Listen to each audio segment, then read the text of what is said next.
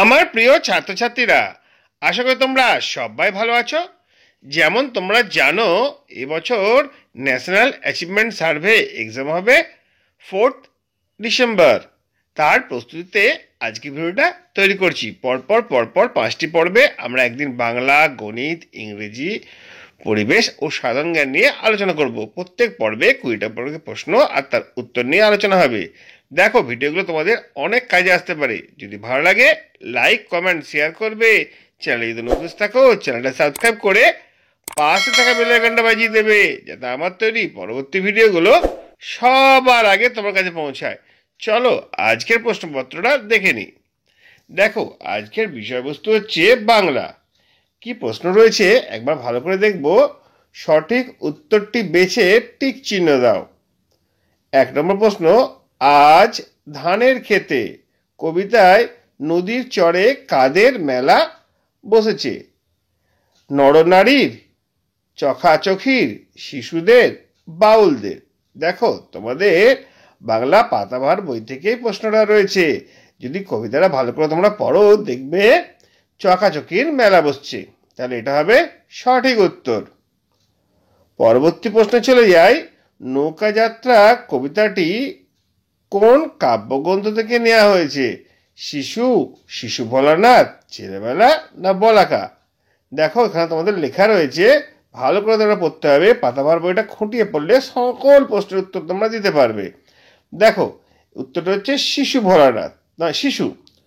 ঠিক আছে, নৌকাযাত্রা কবিতাটি শিশু কাব্যগ্রন্থ থেকে নেওয়া হয়েছে। এরপর আমরা পরের প্রশ্ন দিকে চলে যাব। দেখো, 3 নম্বর প্রশ্ন হচ্ছে, সংস্কৃতে দিদিমণি নাম রেখেছেন নদী মাতৃকা। দিদিমণি কেন এমন নাম রেখেছেন? আমরা যদি গল্পটা পড়ি তাহলে ভালো করে বুঝতে পারবো দিদিমণির নাম রেখেছেন কারণ কি কারণ সোনা নদীকে মাতৃস্নেহ সমস্নেহ করে, নদীকে মায়ের মতো ভালোবাসেন, সেই জন্য নাম রেখেছেন, আর অন্য কোনো কারণ কিন্তু নয়। 4 প্রশ্নটা হচ্ছে, বেমানান শব্দটি খুঁজে বার করে লেখো। দেখো, এখানে 4টে প্রশ্ন রয়েছে, 4টে অপশন রয়েছে। নৌকা, দাঁড়, জামরুল, পাল। এই জামরুল বাদ দিলে সবকটা কিন্তু নৌকার সঙ্গে সম্পর্কিত। জামরুল একটা গাছের নাম, তাহলে এটা হচ্ছে বেমানান। পরের প্রশ্নে চলে যায়। 1973 সালে অলকানন্দা উপত্যকায় গাছ কাটার বিরুদ্ধে যে আন্দোলন হয়েছিল তার নাম কি? অরণ্য আন্দোলন, চিপকো আন্দোলন, সবুজ আন্দোলন না পরিবেশ আন্দোলন? দেখো, যদি বইটা ভালো করে পড়ে থাকো জানবে এর উত্তরটা হচ্ছে চিপকো আন্দোলন। তারপরে কি কোশ্চেন হচ্ছে, তারপরে হচ্ছে সান্টাফে পর্যটন কবিতা থেকে দেওয়া হয়েছে। সান্টাফে শব্দটির অর্থ হলো কি? ভ্রমণ বিলাসী, পবিত্র বিশ্বাস, পরিশ্রম না রূপকথা? উত্তর হচ্ছে পবিত্র বিশ্বাস। সব কিন্তু ওখানে লেখা রয়েছে বাংলা পাতাভার বইয়ে। পরের কোশ্চেন হচ্ছে, গত 10ই মার্চ 2024 প্রয়াত হয়েছেন দলমা পাহাড়ে দুলকি জুঁই ফুলের রুমালের লেখক। লেখকটির নাম কি? শঙ্খ ঘোষ, রসময় লাহা, কার্তিক ঘোষ না শুক্লতা রাও? সঠিক উত্তর হচ্ছে কার্তিক ঘোষ। দেখো, এত পর্যন্ত আমাদের পড়াটা হয়ে গেল। প্রশ্নগুলো নিয়ে আমরা আলোচনা করে নিলাম। এরপরে প্রশ্নগুলো দেখছি। 8 প্রশ্ন কি আছে? নিরীক্ষণ শব্দের সঠিক বর্ণ বিশ্লেষণ হলো। দেখো, নিরীক্ষণ বানানটা তোমরা ভালো করে দেখবে। দন্ত নয় হস্যই, তার মানে দন্ত ন আর হস্যই থাকবে। কোথায় আছে দেখো তো? সবকটাতেই দন্ত ন আর হস্যই আছে। তারপরে রয় দীর্ঘী, মানে র আর দীর্ঘই, দেখো সবকটাতেই রয় দীর্ঘী আছে। তাহলে আচ্ছা, এইটাতে শুধু দন্ত, এটা বাদ চলে যাচ্ছে। প্রথমবারে দেখো দন্ত ন আর দীর্ঘী লেখা রয়েছে, এখানে হস্যই আছে, তাহলে ঘয়েরটা হচ্ছে না। বাকি 3টের মধ্যে যেখানে একটা হতে পারে। দ্বিতীয় ক্ষেত্রে দেখো সবকটা কিন্তু একই রকম রয়েছে। তারপরে কয় মূর্ধন্য স, ক মূর্ধন্য স আর অ, এটা কিন্তু ক ইন্টু ক প্লাস ক আছে, এটা হবে না। এটা খ প্লাস খ আছে, এটা হবে না। তাহলে মাঝেরটা থাকছে ক প্লাস মূর্ধন্য স যুক্ত অ, তারপর মূর্ধন্য আছে, মূর্ধন্য হচ্ছে। তাহলে এই ক্ষয়েরটা হচ্ছে সঠিক উত্তর বর্ণ বিশ্লেষণ। তুমি সমুদ্র পথে আন্দামান যাচ্ছ, মাঝে সমুদ্রে তোমার কোন জিনিসটি দেখার সম্ভাবনা আছে? আন্দামান যদি যায় তাহলে সমুদ্র থাকবে, জল থাকবে। দেখো হাঙর ফলের বাগান, জলের মধ্যে তো ফলের বাগান থাকতে পারে না, তাহলে কয়েকটা বাদ চলে গেল। কয়েকটা কি আছে, নানা রঙের মাছ, জাহাজ আর স্কুল, জলের মধ্যে স্কুল কোথায় থাকবে, তাহলে এটাও বাদ চলে গেল। তারপর কি আছে দেখো ঘরটা, তারা শুশুক খেলনার দোকান, জলের মধ্যে তো খেলনার দোকান থাকে না, তাহলে এটাও বাদ চলে গেল।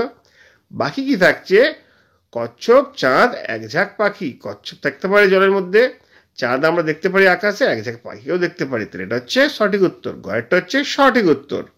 তোমরা এইভাবেই কিন্তু বিশ্লেষণ করে এমসিকিউগুলো করবে। তারপরে 7 সমুদ্র 13 নদীর পার বলতে বোঝায় কি, পাশের শহর, পাশের গ্রাম, বাড়ি থেকে অনেক দূরে, না বাড়ির কাছাকাছি কোনো জায়গায়। সঠিক উত্তর হচ্ছে বাড়ি থেকে অনেক দূরে। তারপরে শূন্যস্থান পূরণ করো। কোনো যানবাহন ছিলেন না, ছিলাম না, না ছিল না। কোনো যানবাহন ছিল না, বাংলা ভাষা এটাই সঠিক উত্তর। এরপর কি রয়েছে দেখো, 12 প্রশ্ন দেখবো আমরা। ছবিটা যদি কোনো বাঘ আঁকতো তাহলে অন্যরকম হতো। ছবিটা বাঘ আঁকলে সম্ভাব্য কেমন হতো? দেখো এই 4টে অপশনের মধ্যে কোনটা সঠিক সেটা তোমাদের জানতে হবে। শিকারি আর বাঘ একসাথে পুকুরে ঠান্ডা জল খাচ্ছে, এরকম তো আঁকার কথা নয়। শিকারির হাতে ধনুক আর বাঘকে তীর মারছে, শিকারি যদি বাঘকে তীর মারতো তাহলে তো সেটাও হতো না। ঠিক আছে, শিকারি মাটিতে পড়ে আছে, বাঘ সামনে মাথা উঁচু করে দাঁড়িয়ে আছে, হ্যাঁ এটাই হতে পারে। ঘরটা আমরা পড়ে নি, বাঘ আর শিকারি গভীর জঙ্গলে ঘুরে বেড়াচ্ছে, না সেটা হবে না। তাহলে গয়টাই সঠিক উত্তর, যেখানে শিকারিটা পড়ে আছে মাটিতে আর বাঘ তার সামনে মাথা উঁচু করে দাঁড়িয়ে আছে, এটা হচ্ছে সঠিক উত্তর। 13 প্রশ্নটা দেখবো আমরা। ছেলের বউ খুব বুদ্ধিমতী, তার বুদ্ধির পরিচয় কিভাবে পাওয়া যায়? ছেলেকে কোদাল নিয়ে মাটিতে যাওয়ার পরামর্শ দেন, হ্যাঁ এটা ঠিক আছে। ছেলের গোটা মাটি খুঁড়ে দেখার পরামর্শ দেন, হ্যাঁ এটাও তিনি করেছিলেন। আর ছেলেকে সঠিক সময়ে জমিতে বীজ কেনার কথা মনে করে দেন, হ্যাঁ এটাও তিনি করেছিলেন। তাহলে উপরে সবকটি, ঘরটাই সঠিক উত্তর, সবকটাই করেছিল, তবে তার বুদ্ধির পরিচয় পাওয়া যায়, ঘরটা হচ্ছে সঠিক উত্তর। বেশ, এরপর আমরা 14 প্রশ্ন চলে আসবো। নিজের হাতে নিজের কাজ গল্পের ঘটনাক্রম সাজালে পাওয়া যাবে। দেখো ডাক্তারবাবু ব্যাগ বইতে লজ্জা পাচ্ছিলেন, উচিত শিক্ষা হলো না, এটা তো হতে পারে না। ব্যাগ বইতে লজ্জা পাচ্ছিলেন, তারপরে উচিত শিক্ষা হলো, তারপরে কুলিকে পয়সা নিলেন না, ট্রেনে এসে দাঁড়ালো, এরকম তো নয়। তাহলে প্রথম হবে ট্রেনে এসে দাঁড়ালো উচিত শিক্ষা, ট্রেনে এসে দাঁড়ালে কি করে উচিত শিক্ষা হয়, তাহলে এটাও হবে না। তারপরে ট্রেনে এসে দাঁড়ালো, ডাক্তারবাবু ব্যাগ বইতে লজ্জা পাচ্ছিলেন, উচিত শিক্ষা হলো না, এটাও তো হচ্ছে না। একদম শেষটা চলে আসবো, ট্রেন এসে দাঁড়ালো, ডাক্তারবাবু ব্যাগ বইতে লজ্জা পাচ্ছিলেন, তারপরে কুলি পয়সা নিলেন না, তারপরে তার উচিত শিক্ষা হলো। এই ক্রমটা হচ্ছে সঠিক ক্রম, ঘরটা হচ্ছে সঠিক উত্তর। কানোজি আংড়ে কি জাহাজ? তা তো নয়। ছোট ডিঙ্গি, সাবমেরিন, উড়োজাহাজ, সেটা নয়। একটা ছোট ডিঙ্গি হচ্ছে, নাম হচ্ছে কানোজি আংড়ে। এরপরে একটা অনুচ্ছেদ আছে, অনুচ্ছেদটি আমরা ভালো করে পড়বো, দিয়ে তার কোশ্চেন অ্যান্সার করার চেষ্টা করব। দেখো, তোমরা শুকনো গাছের ডাল সকলেই দেখেছ।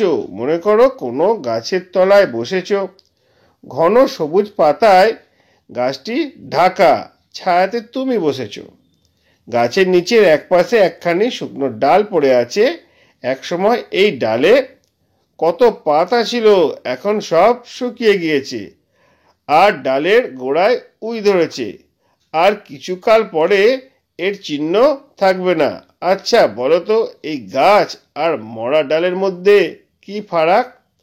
গাছ বাড়ছে আর মরা ডালটার ক্ষয় হয়ে যাচ্ছে। একটাই জীবন আছে আর অন্যটাই জীবন নাই।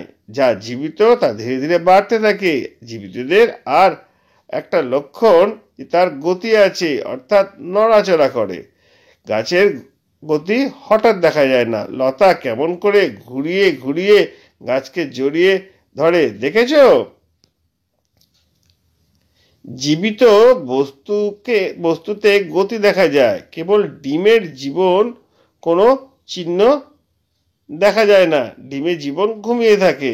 উত্তাপ পেলে ডিম থেকে পাখির ছানা জন্ম লাভ করে। বীজগুলি যেন গাছের ডিম, বীজের মধ্যেও তেমনই গাছের শিশু ঘুমিয়ে থাকে। মাটি, উত্তাপ ও জল পেলে বীজ থেকে বৃক্ষ শিশুর জন্ম হয়। এই যে গল্পটা পড়লাম, তারপরে কয়েকটা প্রশ্ন রয়েছে, সেটা আমরা বুঝে নেব। বৃদ্ধি শব্দটির বিপরীত শব্দ অনুচ্ছেদ থেকে বার করো। বৃদ্ধি শব্দের বিপরীত শব্দ হচ্ছে কি? বাড়া, ক্ষয়, কমা না গতি? বৃদ্ধির বিপরীত হচ্ছে ক্ষয়, পাঠে এটাই আছে। তারপরে জীবিতদের আরেকটি লক্ষণ আছে, তার গতি আছে। এখানে লক্ষণ শব্দ অর্থ হচ্ছে তার বৈশিষ্ট্য। তারপরে কোশ্চেন কি আছে দেখিনি। তারপরে কোশ্চেন হচ্ছে গাছ, একটি গাছ ও তার মরা ডালের মধ্যে পার্থক্য কি? গাছের জীবন আছে কিন্তু মরা ডালের মধ্যে কোনো জীবন নেই। বৃক্ষ শিশু জন্ম নেয় কোত্থেকে? বীজ থেকে জন্ম নেয়।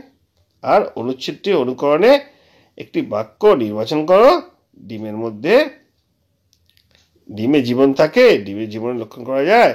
ডিম ফেটে গেলে জীবন লক্ষণ করা যায়। ডিমে জীবন পাখির বাসায় থাকে। সঠিক উত্তর হচ্ছে ডিমে জীবন ঘুমিয়ে থাকে। দেখো প্রশ্নগুলো তোমাদের জন্য হাইড করলাম, আশা করি তোমাদের অনেক কাজে আসবে। বাংলা নিয়ে হয়ে গেল, পরের দিন ইংরেজি নিয়ে আলোচনা করব। যদি ভিডিওটা ভালো লাগে লাইক কমেন্ট শেয়ার করবে। চ্যানেলে যদি নতুন থাকো চ্যানেলে সাবস্ক্রাইব করে পাশে থাকা বেল আইকনটা বাজিয়ে দেবে, যাতে আমার তৈরি পরবর্তী ভিডিওগুলো সবার আগে তোমার কাছে পৌঁছায়। তোমরা প্রত্যেকে ভালো থাকবে।